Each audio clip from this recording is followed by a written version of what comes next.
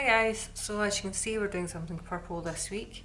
I have applied 2 coats of the lighter purple to my nail already and I'm just going to sponge the tip of the darker purple.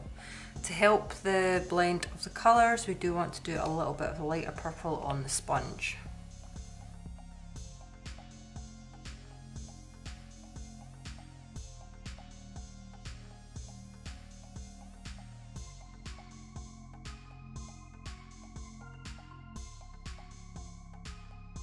Next, with white and in the centre of the nail, we're going to create a 5-petaled flower.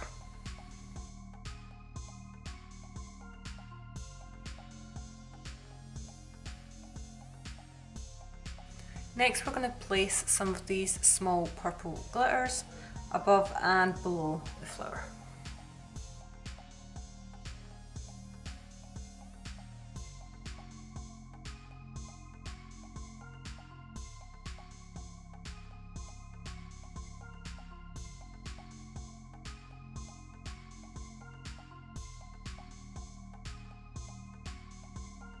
Lastly, we're just going to pop a purple rhinestone in the centre of the flower.